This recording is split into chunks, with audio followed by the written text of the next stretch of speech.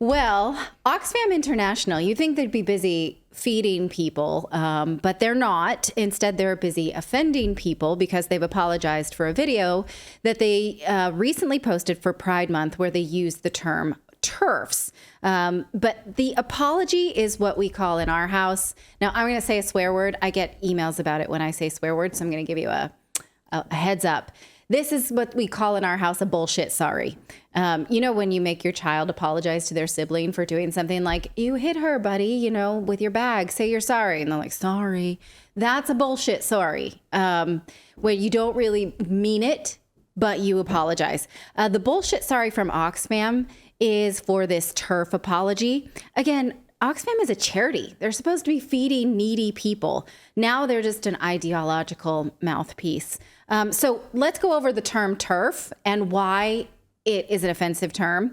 TERF is an acronym. An acronym is initials you can pronounce as a word. So TERF counts for trans exclusionary radical feminists. It's what trans rights activists call anyone who says that they don't, you know, that sex is immutable or a man can't be a woman.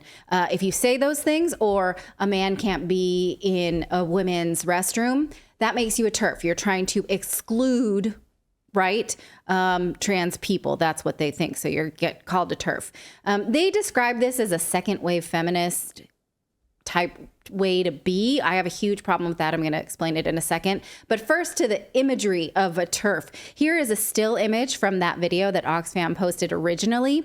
Again, this, you know, initialism of LGBTQIA is what they say the video is for. It's essentially a Pride Month. Now you can see that these people are like ugly faced, pointing and laughing at this like innocent little rainbow community underneath them. And the one in the middle is clearly a caricature of J.K. Rowling. The dress, you know, the way the hair is, and plus the badge that says TERF.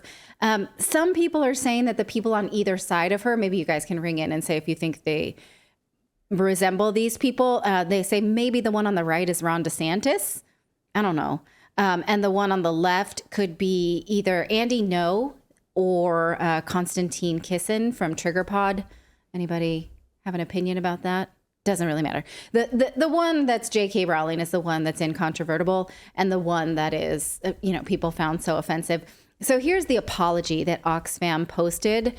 They say, you know, we edited the video to remove the term TERF, and we're sorry for the offense it caused. There was no intention, they say, by Oxfam or the filmmakers for this slide to have portrayed any particular person or people. Again, I think that's bullshit. We fully support an individual's right to hold their philosophical beliefs. So here they're referring to TERFs as having philosophical beliefs that men are not women. That's a philosophy, you know, like, does God exist? Or is your life better if you're nice? It's just your personal philosophy about gender, that you have the right to hold that personal philosophy. But more so, we, you know, believe in a person's right to have their identity respected. So, you know, do you think that sounds very sincere?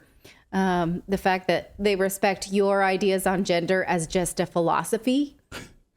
No. That should be respected. Like we shouldn't have. No, I mean, we shouldn't have dumped on your philosophy. Any time the onus of an apology is on the other person, we're sorry you were offended. Not we're sorry we did it. I mean, if I don't say I'm sorry I did this, I say I'm sorry I hurt or you were hurt by this. That's not a true apology. Bullshit that's apology, right? That's on you. Exactly. Now, a lot of bullshit. Sorry. Now a lot of people in the chat are saying that the one of the people in the image is me. They're saying it looks like Clayton. No, it's clearly not you. Okay, I don't know. Which one would you think it was? Let me see. I don't know. The one with the hair, clearly. The one with the hair on the left. I don't know. That looks like with the Gaston-looking chin, like from the 50s Disney, like a bad guy in a Disney movie from like the Dumbo films. It actually makes fun, like they're making fun of like remember those old Asian cartoons? Yeah. That's what I meant. Like some of those some of those like Disney cartoons where they did that. Right. Yeah. You know, again, you know what else I find offensive about this is the very first image in the video is this one here. Obviously, they're celebrating body mutilation because you see this girl on the left has had what they call top surgery or breast removal surgery. So one has a shirt that says protect trans kids. The other is an example of what to protect trans kids from, which is mutilating your body based on ideology to me. But Oxfam is actually celebrating this, saying like, look at this girl. She has the right to cut off her boobs and for ideology. Isn't that great? They go on to say in the video that LGBT people don't have basic safety and laws and that we should stand for them in all places, including sport. It's a very wordy call to arms from an ideology perspective for an organization that you would think is just feeding people. I do want to talk briefly about this term TERF, because I do think that it is ageist and misogynist. It's become synonymous with like ugly middle-aged women with a belief in gender that threatens ideology. According to this ideology, you can't say trans men are not beautiful, but you can say women you don't agree with is ugly. You can't really have it both ways, right? Because we're supposed to sort of say, look at these men dressed as women. Don't they look so beautiful and brave? And if you don't want to say that, you're ugly. So you can, I guess, make fun of people's appearance if you call them a TERF. For instance, the term TERF bangs, have you heard of this? Has been around for a couple of years. It's like, if you have this haircut, it shows that you have ugly opinions. What? This is a way, the Karen haircut. It's a way of sort of telling women that we don't want to hear their voices. So if you have your hair like that with bangs, then we don't want to hear This is representative of TERF bangs. It's what people who exclude trans people look like. And we make fun of what they look like because we shouldn't want to hear them. Because if you say like, oh, you're old, you're ugly, you're fat, you're middle-aged, you're over the hill, we don't want to hear your voice. You're a TERF, then it's acceptable to sort of diminish their rights to a voice. It's not, again, that far from the term Karen. It's that middle-aged women should not assert themselves. They should shut up or we'll make fun of the way they look. Which brings me to this idea that TERF is a sin of second wave feminism. Again, this is a concept I just read in a book recently called Hags. The idea of like these generational waves of feminism is divisive. It gives you this idea that your mom's generation got it wrong because they just didn't get it. They were out of step. But now, us, we're so hip. We have it right. But beware that kind of generational feminism, because then when this wave of feminists get saggy boobs or, they don't have this luscious birthing hips or hair anymore, then they will be the passé wave of feminism.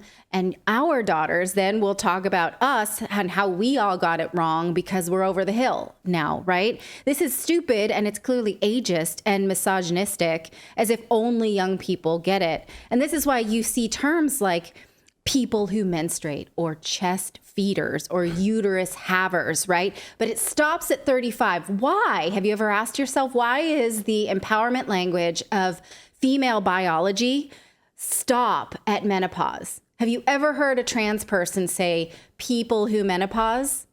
Right. No, they leave that to us middle-aged women because nobody wants to be a middle-aged woman. So they're like, we can breastfeed. I'm a man and I can breastfeed. I'm a man and I can menstruate. But when it comes to menopause, I'm a man and I'm not even thinking about menstruation. We don't do that. That's where I get off on this. That's where I get off the trans train. Yes. Is on menopause. Right, because people who menopause is gross. They don't want anything to... Sorry, I keep kicking my high heels around and Clayton's giving me bad looks about anyway, trans people, they literally don't want that level of like femaleness because they think that middle-aged women should shut the heck up and be invisible. So screw that. And screw Oxfam. Also, for another reason, last year they settled a case with a woman who was fired for advocating not removing J.K. Rowling's books from the charity bookshop that Oxfam runs. A trans person had advocated to get J.K. Rowling's books out at Oxfam. And the woman who was fired said this. She said, can you explain why J.K. Rowling is transphobic or why the book is transphobic? Nobody answered. And she went on to say that we shouldn't be banning one of the most important women writers in the UK. And actually, we are selling books from pedophiles and Grapist with a G, without the G. We're selling religious books. Stopping something we don't like is called censorship and the opposite of freedom of speech. I mean, I'm sure they had, for instance, Foucault. Do they have his books there? Foucault, as Douglas Murray points out in his book, is the one person who has not been canceled, despite his sort of penchant for young boys, if you will. For some reason, the left leaves him alone. Everyone else gets dragged out for their past and either canceled or what have you in the last maybe 500 years, but not Foucault. Now, this woman, for saying that, yeah, we should keep carrying these books, was called into human resources for this, put through an investigation, and found guilty of misconduct and issued a final warning for just saying these things.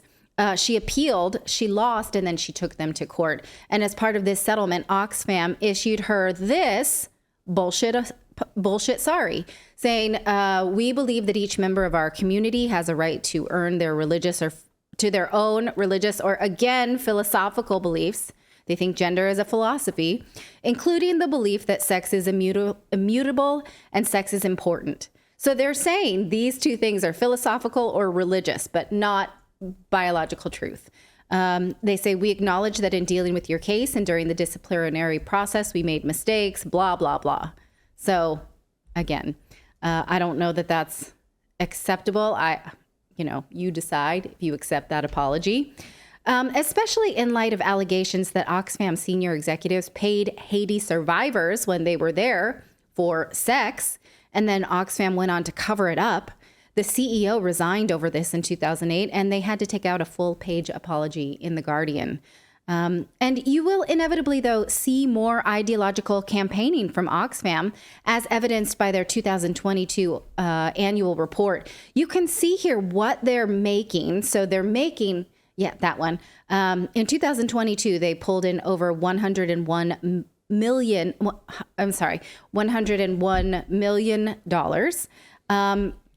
And what they're spending their money on is mostly ideology. So you see the circle on the bottom right. Only the purple part is for saving lives. The rest of it, the two green ones, are for campaigning for social justice, public education, and the other green is programs to overcome poverty and injustice. So mostly they're an advocacy group. They're not really feeding people. So they really should take the fam part out of their name, because that's not what they do. It's about a quarter of what they do. So let us know what you think of this story, if you think this is a sincere apology or if it's just good to know what you're dealing with if you donate to Oxfam. Thank you so much for watching this segment here at Redacted. We are live every day at 4 p.m. Eastern Time, trying to share the stories that the mainstream media will not cover. You should also come over and join our community of Redacted Rebels over at redacted.inc. That's our private locals community where we can share exclusive content that we simply cannot share here on YouTube. Come over and join the rebellion together right now by going to redacted.inc. We'll see you next time.